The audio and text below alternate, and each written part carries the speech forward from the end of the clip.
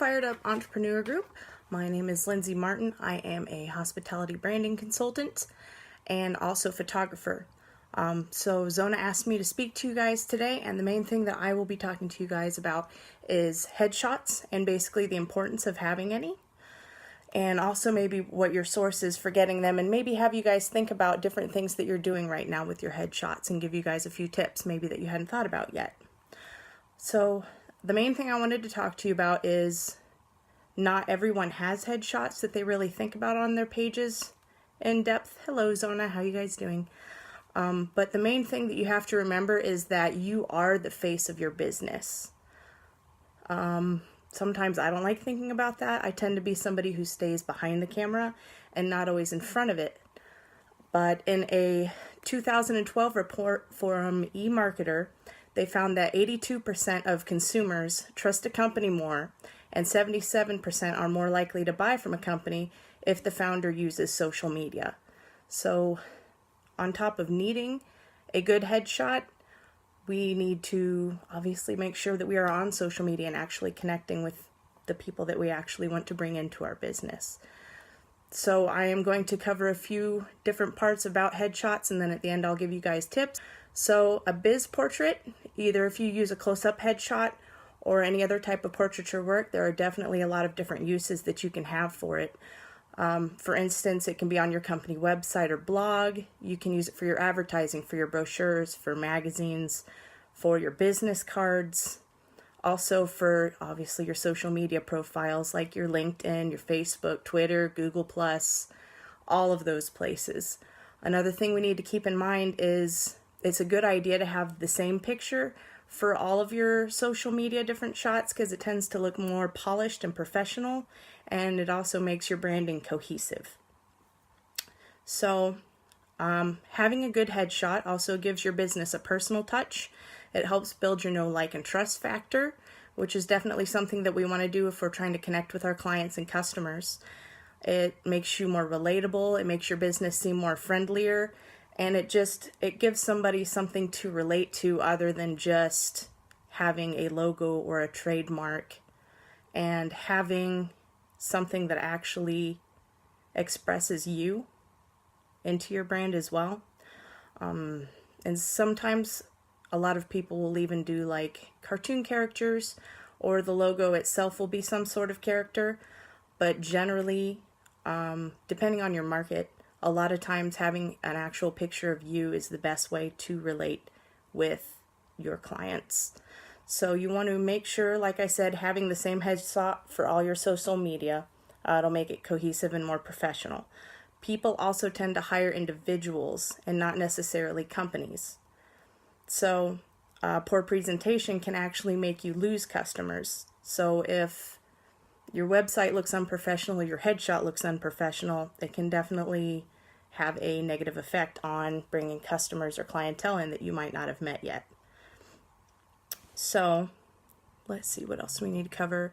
This also gives your clients your first impression. If you yourself haven't spoken to them, had a conversation with them, went out for coffee, if they haven't met you in your store, if you have a storefront, your headshot is going to be your first impression with that person. This is going to be what they think of when they see you or they see your brand. So some of the tips that I have with having a good shot, it's not just coming from me as a photographer, but you definitely want to hire a photographer. I've checked multiple sites and they all say the same thing. It's best not to do an iPhone photo. If you can hire a professional photographer, that is definitely the best route for you to go, and it is worth the investment. So the good headshot will also help reinforce your commitment to quality and professionalism. It can be a matter of, if you're sending in a resume or a contract of working with somebody, a good headshot can set you apart from your competition. So another thing is you don't want to be using an old picture. I was guilty of this in the past, but what we want it to do is we want it to look like you, and they say on average a headshot will last you about 2 years. So if your headshot's more than 2 years old, guys, we should definitely be getting this updated.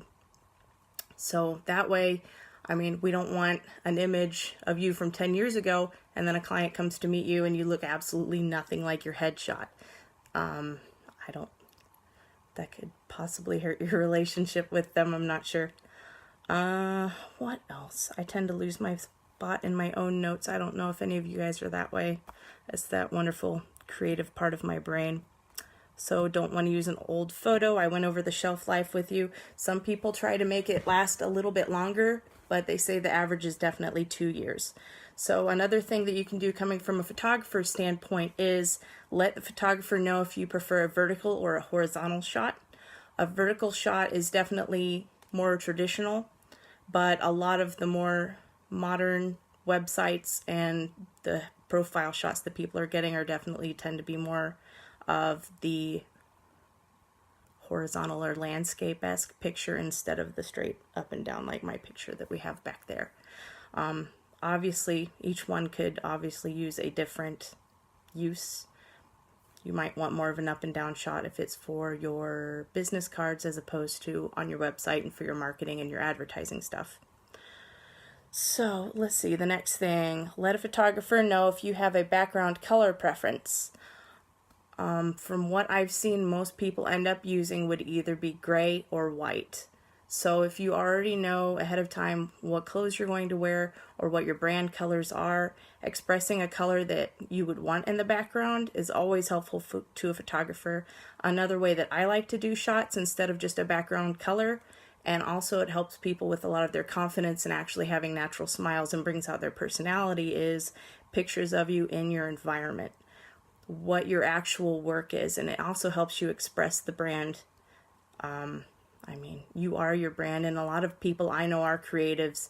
They're hands-on, but if people actually see you in the moment and see you working, it also helps people connect better. Not only that, but you're able to be yourself, and you're able to have a background of what makes you comfortable. Mine generally ends up either being photog gear or like I have over here, it's just a whole bunch of books. That's most of what I do with my free time. So we have background. Another good thing to do is try to steer clear of black and white clothes. So you want to try to either opt for a color or a top that'll give you a nice pop of color.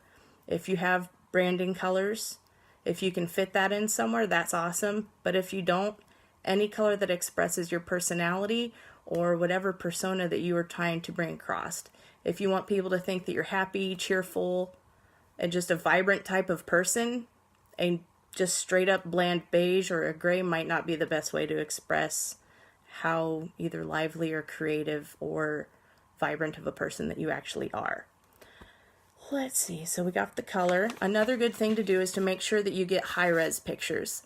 So it won't matter as much if you're just posting it on digital, but when you get your copies of your pictures, it'll definitely help when you're trying to transfer it to your print materials. So make sure you get good high-res photos as well.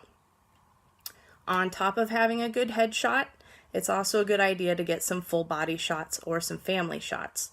So they can be useful for any media interviews or magazine spreads, because from what I've read from other people that have done a lot in magazines is when you do and they feature articles, they generally request at least 4 other photos besides your headshot. So that's something to keep in mind, especially if you're wanting to think of maybe some other creative ideas that you can throw in there, or family members or other things that you might want to put in your shots.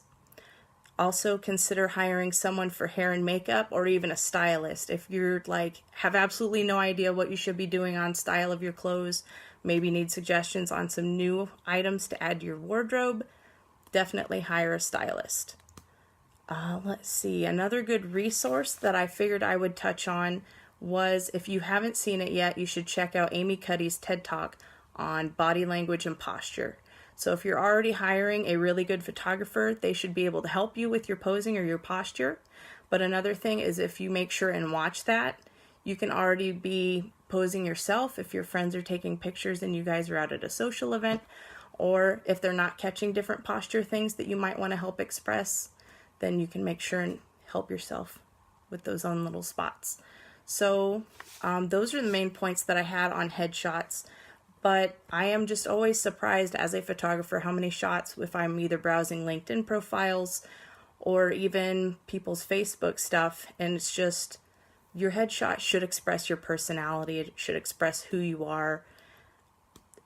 I mean, I've seen people smiling, but other than that, make sure you have a really good headshot. It'll show how professional you are.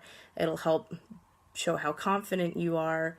Even if you're not, a good photographer should be able to help portray your confidence that you actually have. So if you guys have any questions, feel free to ask them. As far as resources, definitely check out that TED Talk. You can also contact me if you have anything that you need to discuss, is either on branding, because you guys need to remember branding just doesn't even consist of just your logo and your colors. Your branding has everything to do with your personality, what image you want portrayed to your clients, making sure everything's cohesive across your web page.